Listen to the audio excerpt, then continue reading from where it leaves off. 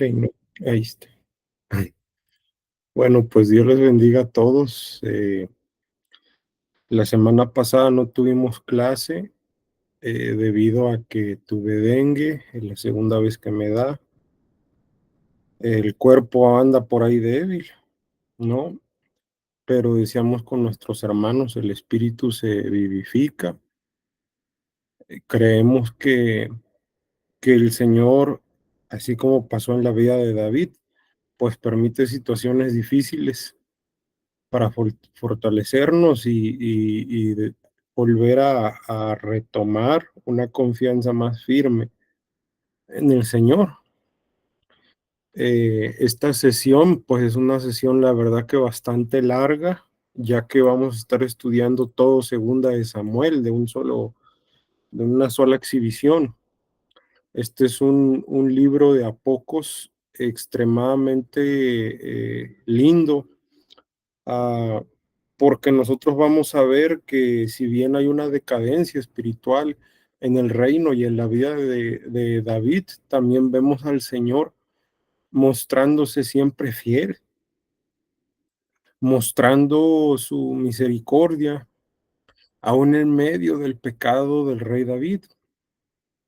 Para eso vamos a estar estudiando una línea del tiempo que he hecho, sobre todo Segunda de Samuel.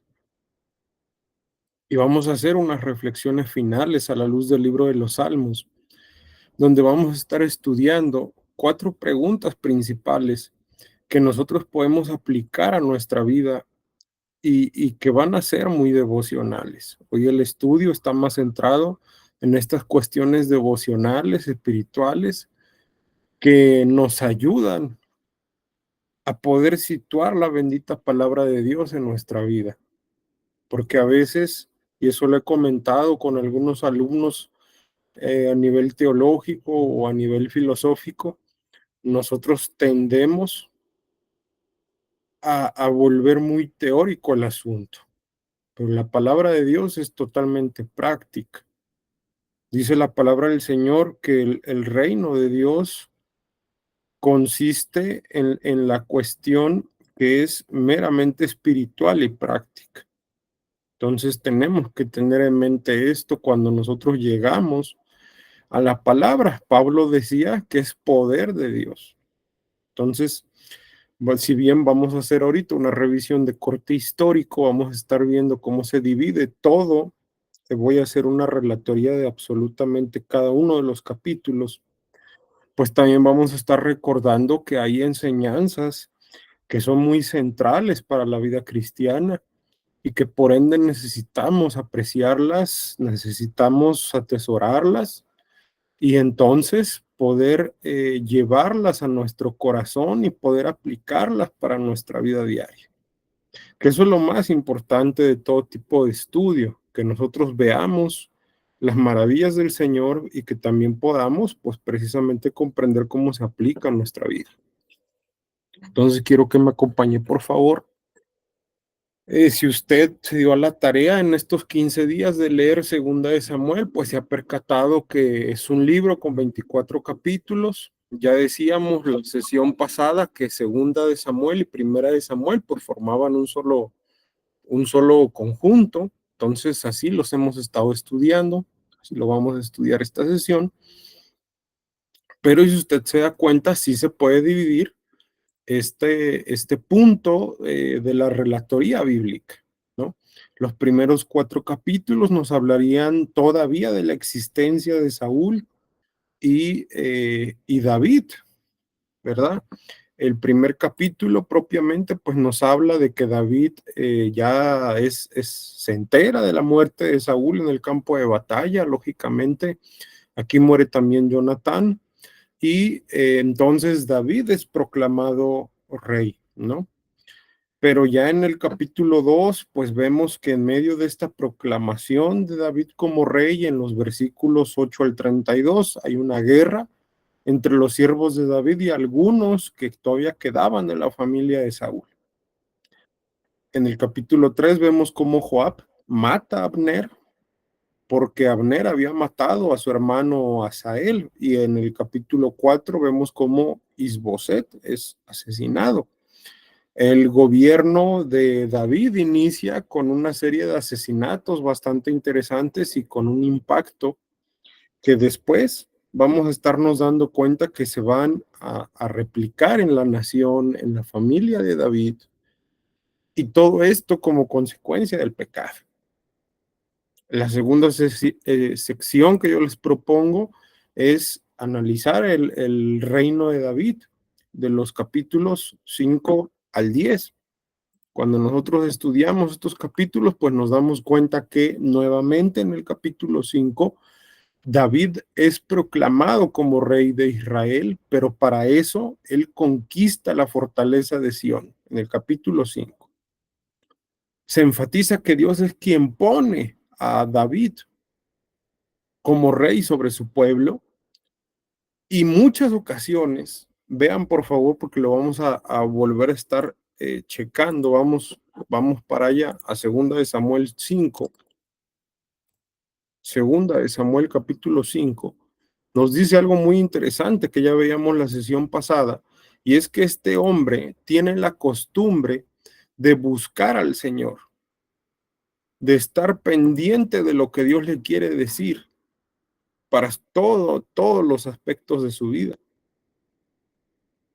Vea el versículo 19 y vea el encabezado donde dice que David había derrotado a los filisteos. Y en medio de esto, dice versículo 19, entonces consultó David a Jehová diciendo, iré contra los filisteos, los entregarás en mi mano. Y Jehová respondió a David. Esta era la constante de la vida de David. Y como ya lo decíamos la sesión pasada, el éxito de David se debía exclusivamente a que el Señor le estaba dando la victoria. Por allá del versículo 23 nuevamente vemos que dice, y consultando David a Jehová. Estaban en una constante de guerras y también se actualizaba de manera muy constante David en la presencia de Dios. Estaba buscando la guía de Dios. Estaba buscando los pasos de Dios para lo que él tenía que lograr. Este era el gran éxito de David.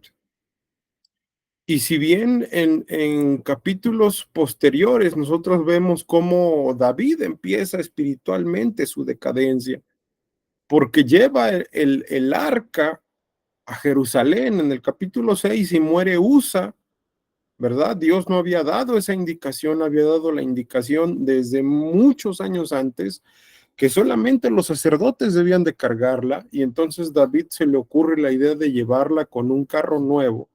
Usa mete la mano para que no caiga a tierra el arca, pero pues muere Usa.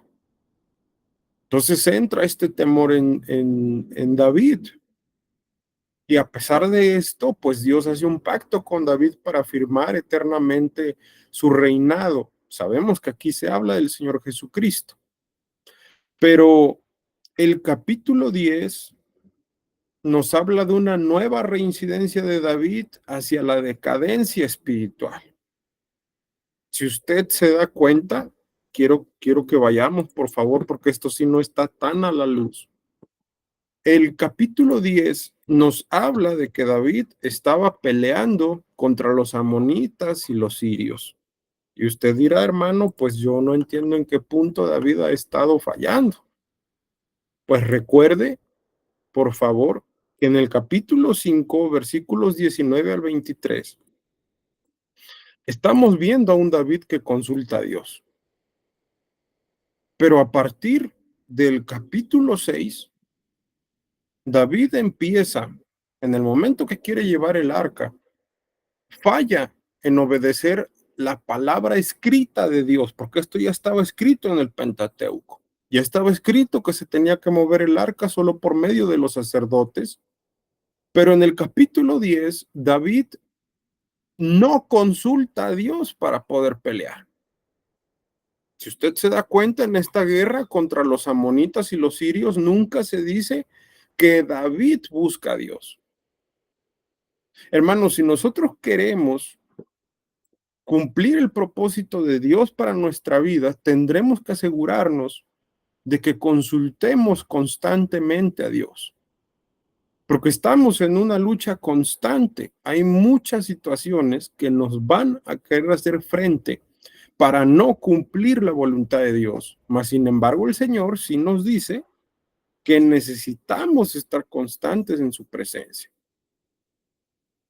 Necesitamos una guía constante para saber qué vamos a hacer. David aquí se le olvida, como a muchos de nosotros, y entonces empiezan los problemas en la nación, pero mucho más fuertes. Es interesante que el capítulo 11, después de que David no consultara a Dios, dice, vamos para allá, le va a llamar mucho la atención este capítulo, dice que en el tiempo que los reyes salían a la guerra, David dice, versículo 2, al caer la tarde, se levantó de su lecho. Y aquí sabemos que peca con Betsabé. Hermanos, Dios nos invita a que nosotros seamos personas que tomemos la decisión de que todo lo que Dios nos ha dicho que tenemos que hacer, lo cumplamos. Aquí nosotros vemos a un rey David que ya había desobedecido la letra de la ley de Dios, que no había consultado a Dios y ahora no está cumpliendo con sus deberes. Y más sin embargo, todavía se levanta tarde y es cuando ve a Betsabé. Y sabemos todo lo que viene después, porque a partir del pecado de David vienen una serie de consecuencias terribles para el pueblo, para su propia familia. El capítulo 10 es el parteaguas, porque a partir de este punto donde David no consulta, capítulo 11 ya vemos que David se acuesta con Betsabé, existen una serie de cosas que nosotros ya las sabemos de memoria y no me quiero detener ahí, pero el capítulo 13 nos habla de una consecuencia muy fuerte en la familia de David y es el abuso que sufre Tamar. El Señor le había dicho a David, vea por favor, nos vamos a regresar en el 12:10. En el 12:10, vea lo que dice la palabra del Señor. Por lo cual ahora no se apartará jamás de tu casa la espada, por cuanto me menospreciaste y tomaste la mujer de Urías Eteo para que fuese tu mujer. Así ha dicho Jehová, he aquí yo haré levantar el mal sobre ti de tu misma casa y tomaré tus mujeres delante de tus ojos y las daré a tu prójimo, el cual yacerá con tus mujeres a la vista del sol. Aquí estaban dos sucesos mezclados que iban a pasar. Primero, lo que sufre Tamar. Ahora recuerde usted un poco. Muere, número uno, muere el hermano mayor de Salomón. Número dos, Tamar es abusada sexualmente. Posterior a ello, número tres, quien abusa de ella es ejecutado y huye el hijo que había ejecutado. Este hombre que había vengado a Tamar. Es interesante esto porque se está cumpliendo a pie de la letra lo que la palabra del Señor ya le había dicho a David como consecuencia de su pecado, lo que iba a pasar. Y mis queridos hermanos, vemos algo muy interesante acá y es que si bien Natán amonesta a David, si bien Abnón abusa de Tamar, si bien Absalón mata a Abnón, eso no era todo lo que iba a pasar. Nosotros vemos que Joab procura el regreso de Absalón y para eso ocupa una mujer de Tecoa que interceda ante David y parecía que todo esto era bueno, pero ya sabemos que Absalón se levanta, busca matar a David. Recuerde por favor en este momento el Salmo capítulo 3. Vamos a verlo más adelante, lo vamos a estudiar, pero este es un salmo que nos habla precisamente de qué es lo que estaba pasando David, de la persecución que estaba viviendo. Hay algunos teólogos que citan otros dos salmos referentes a este proceso que vivía David como consecuencia de Absalón, ¿no? Que había regresado para matarlo. Pero entonces, en el capítulo 15, pues Absalón busca tomar el lugar de su padre. Empieza a ganarse el corazón del pueblo, empieza a pregonar falsamente que pues él iba a estar como rey, ¿no? Y en un momento dado David tiene que huir y este pequeño hombre lisiado, capítulo 16, Mefiboset, se acuerda del bien que había hecho David a Mefiboset y entonces cubre sus necesidades. Aunque dentro de este mismo capítulo vemos que Absalón se acuesta con las concubinas de David. David estaba pasando una situación muy difícil, porque aquí en China los hijos son hijos, hermano. Y había un dolor emocional y aparte tenía que huir para que no lo mataran. Entonces, note usted esto, por favor. Estamos viendo una serie de cuestiones derivadas del pecado de David. Y fíjese que apenas vamos en el 16. Pero ya decíamos que muere el hermano mayor de Salomón, que es abusada sexualmente Tamar, que el abusador es ejecutado por medio de Absalón, pero más adelante en el capítulo 18 Absalón muere y entonces David sufre una tristeza muy fuerte. Si bien en el capítulo 19 David vuelve a Jerusalén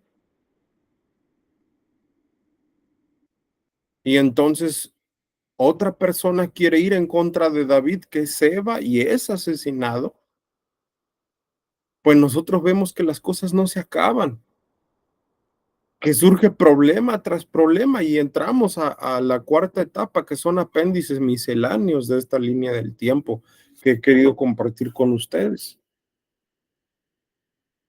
donde nosotros vemos que si bien hay algunas buenas cosas como que David narra la ejecución de algunos gigantes y habla del reinado prometido del Mesías en el capítulo 22, pues David vuelve a pecar en lo último al censar al pueblo. Mis hermanos, la realidad es que esto nos debiera de poner a pensar. Si se dan cuenta, como que ahorita nos tardamos un poquito, resumimos bastantes cosas, pero lo que quiero es que nosotros reflexionemos en esto. ¿Cuál era la actitud de David en medio de los problemas?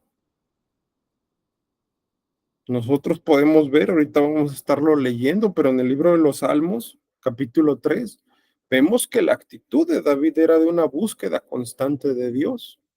No se quejaba como nosotros. No estaba pensando por qué Dios no estaba siendo justo con él. No dice nada de eso, David.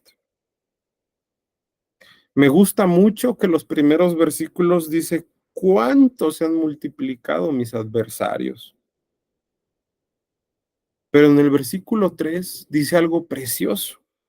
Dice, mas tú, Jehová, eres escudo alrededor de mí, mi gloria y el que levanta mi cabeza.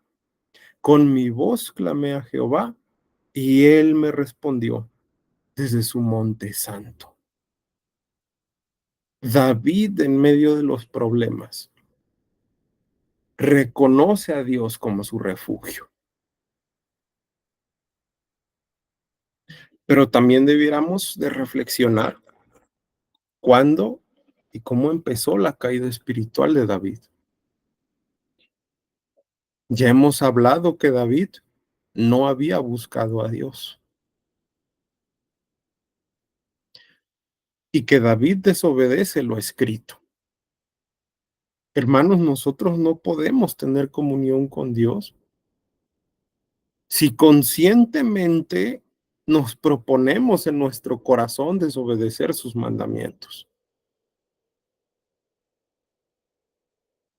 Y no podemos omitir las consecuencias, como ya lo hemos hablado, estas consecuencias que hubo para su familia, pero también habría que reflexionar qué consecuencias vive el pueblo de Dios a causa de esto.